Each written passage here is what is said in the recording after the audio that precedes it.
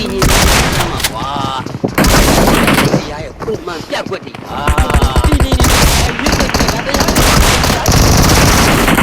အမတ်ဒီကိုရေးငါကြီးလည်းရှိနေပြီဘလိုခံစားဆိုတော့ကြီးကျင်တာပေါ့ဘလိုခံစားကြောက်မောင်လာ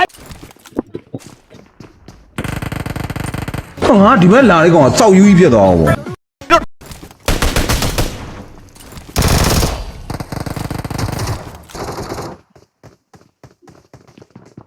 ဟာဘယ်နဲ့စောင်းတိတ်ပဲမရှိတာမကြောက်ပါဘူးကွာငါလို့